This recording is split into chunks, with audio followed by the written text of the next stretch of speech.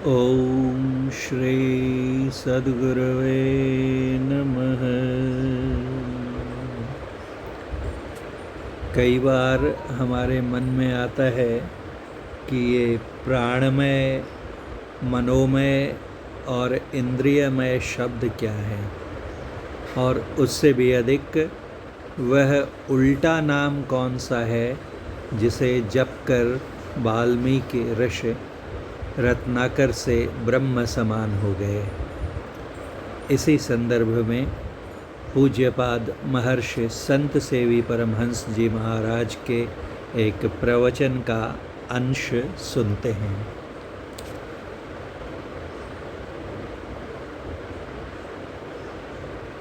श्रीमद् भागवत के स्कंध 11 अध्याय 21 में 3 प्रकार के शब्द बतलाए गए हैं: इंद्रियमय, मनोमय और प्राणमय। यथा शब्द ब्रह्म सुदुर्बोधम प्राणेन्द्रिय मनोमयम अनंतपारम गंभीरम दुर्विगाह्यम समुद्रवत्। इंद्रियमय शब्द वह है जिसे हम मुंह से बोलते और कान से सुनते हैं, अर्थात जो हमारी स्थूल इंद्रियों के द्वारा ग्रहण हो उसे इंद्रियमय शब्द कहते हैं।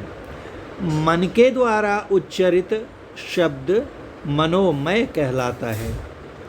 अंत साधना के क्रम में जहाँ तक मन की गति है और जो शब्द मन के द्वारा ग्रहण होता है वह भी मनोमय शब्द है, अर्थात मन ही मन हम लोग विचार करते हैं, मन ही मन कई शब्द बोलते हैं, वो सारे शब्द मनोमय शब्द कहलाते हैं।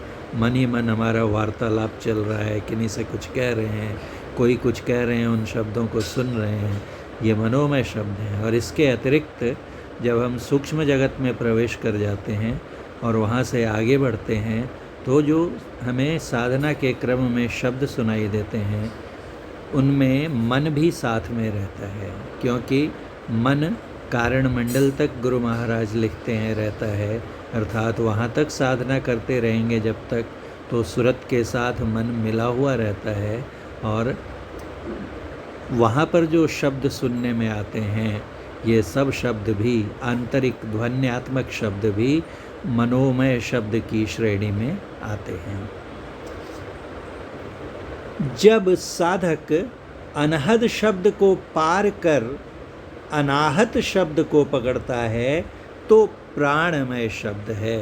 अनाहत अर्थात जो सार शब्द है, जो बिना किसी आहत या चोट या घर्षण के प्रकट हुआ है, जो सीधा परमात्मा से उत्थित शब्द है, उसे प्राणमय शब्द कहते हैं। वह प्राणमय शब्द ओम, स्फोट, उद्गीत आदि परम प्रभु परमात्मा का वाचक है। उसी शब्द को पकड़कर परमात्मा तक पहुंचा जाता है। उसे ही अर्थात उस प्राणमय शब्द को ही गोस्वामी तुलसीदास जी ने उल्टा नाम कहा है। उल्टा नाम जपत जग जाना, वाल्मीकि भय ब्रह्म समाना। हम जो शब्द बोलते और सुनते हैं वह नाभि से निकलता है और हृदय, कंठ तथा मुंह के उच्चारण स्थानों में ठोकर लगकर बाहर निकलता है, अर्थात वह शब्द जो हम लोग बोलते हैं और सुनते हैं वो उसकी दिशा नीचे से ऊपर की ओर होती है शरीर में। वह पिंडी शब्द है। पिंड अर्थात शरीर होता है, तो इसलिए उसे शारीरिक शब्द या शरीरी शब्द या पिंडी शब्द कहते हैं। दूसरा होता है ब्रह्मांडी शब्द, जो ऊपर से ब्रह्मांड में आता है, फिर ब्रह्मांड से पिंड में आता है। कैवल्य मंडल से निकलता हुआ कारण, महाकारण, कारण, सूक्ष्म और स्थूल तक आता है। उसकी दिशा ऊपर से नीचे की ओर होती है। जो शब्द हम लोग साधारणतया सुनते या बोलते हैं उसकी दिशा नीचे से ऊपर की ओर होती है और इसे सीधा शब्द कहते हैं, क्योंकि हम लोग प्रायः इसी का प्रयोग करते हैं, इसलिए इसे सीधा शब्द कहते हैं। और जो अंदर से शब्द आता है उसकी दिशा इसके उल्टी होती है, इसलिए उसे उल्टा नाम कहते हैं।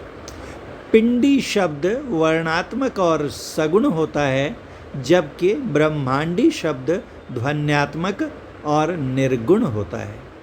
ये दोनों शब्द एक दूसरे के उल्टे हैं, यही उल्टा नाम है। इन सब गंभीर बातों को सत्संग में जाकर जानना चाहिए और संत सद्गुरु से सदयुक्ति जानकर साधना करनी चाहिए। आजकल कहकर टालना ठीक नहीं है। आज कहे मैं काल भजूंगा, काल कहे फिर काल, आज काल के करत ही अवसर जासी चाल।